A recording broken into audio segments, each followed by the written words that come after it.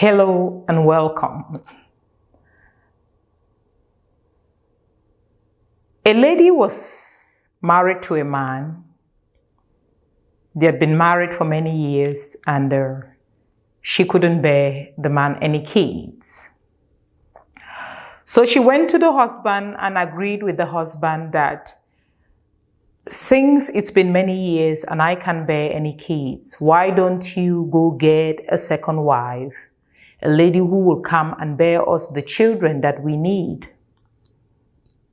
The husband accepted and they brought in a younger wife or another woman who came in. She bore the first child, she bore the second child, and was pregnant with the third child.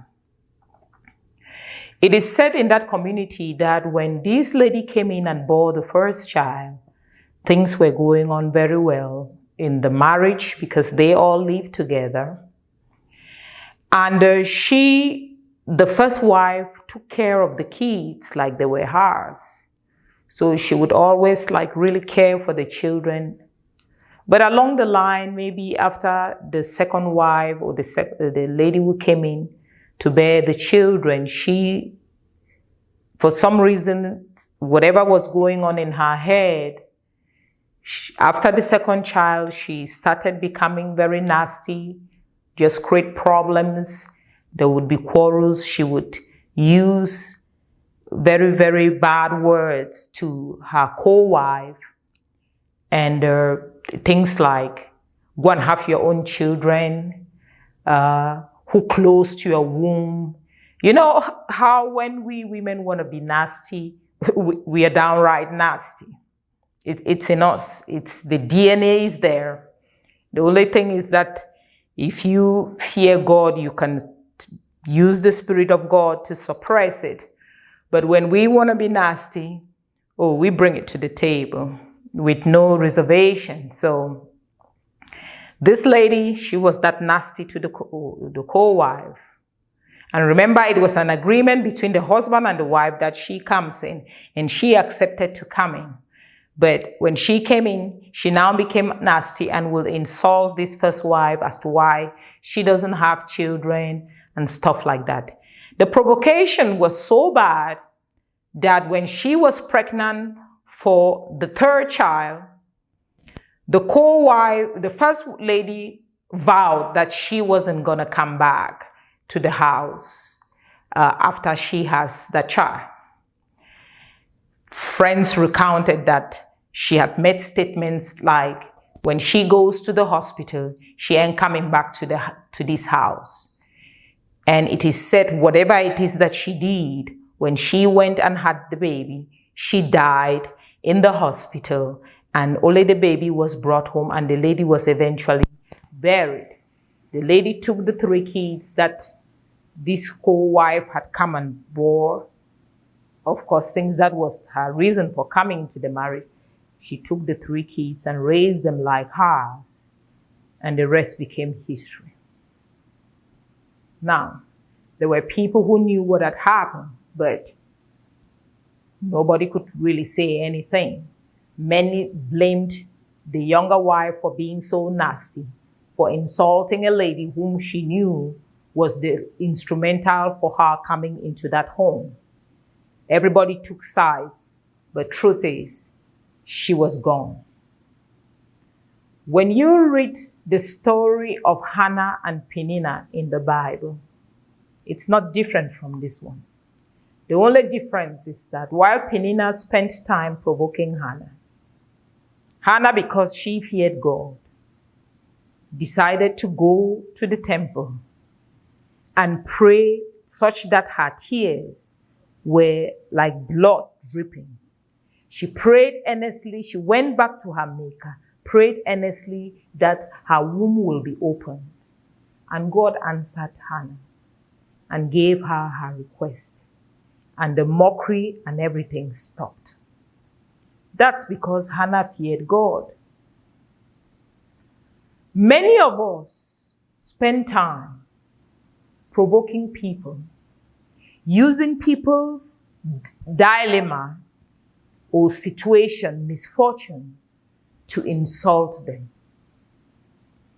This lady knew very well she was brought into the marriage to bear children. And guess what? She accepted. She accepted to come in and bear the children. Why then did she come in and start insulting, using the very situation that she accepted to come in and solve or to come in and be a solution to? She now used it to be inflicting pain on the lady, insulting her. I'm telling you people this story to make you understand that even when you know that somebody is the reason why they are suffering, sometimes you don't need to open your mouth or use that situation to insult them. Because when people get angry, there's no telling what they will do. Some will make sure, even though they know they are the reason for their suffering, whether it is that they committed so many abortions, whatever it is, what you cannot do is insult a woman who doesn't have a child. You cannot use her childlessness to laugh at her, even if you know she is the reason for her childlessness. There are some that will take it to a level that I can't even explain here. You heard in the story, the lady said it, that when she goes to have the third child, she ain't coming back to that house. And oh, she didn't come back. There are many of you in such situations. You accepted to come in or go somewhere to be a solution. But today, you are using that same situation to be insulting the people that brought you. You have forgotten why you were brought or why you accepted to come. You are behaving now as you've now grown wings.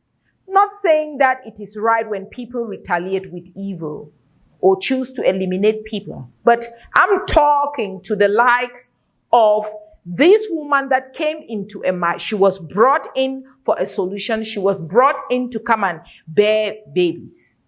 And she accepted to come in and bear the babies. If you go in there and find out that the situation is not working in your favor, and you have born the babies there, then leave.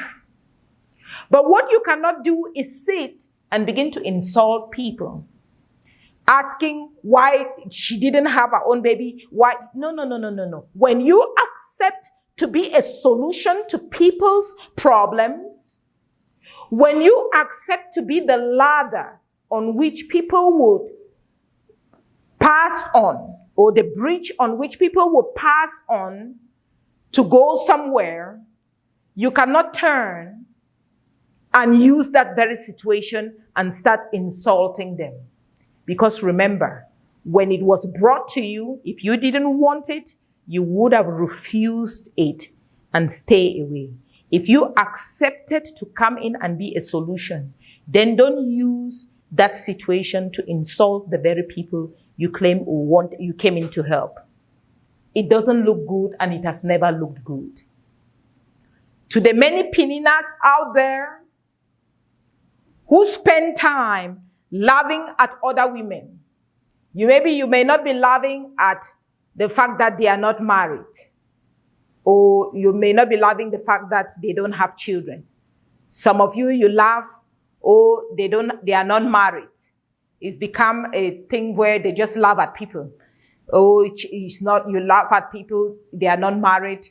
You laugh at people, they don't have children. You laugh at people that maybe their children are. No, you can't use people's situation, a painful situation, because you think that a woman who doesn't have children and desperately wants children, do you know many don't sleep at night?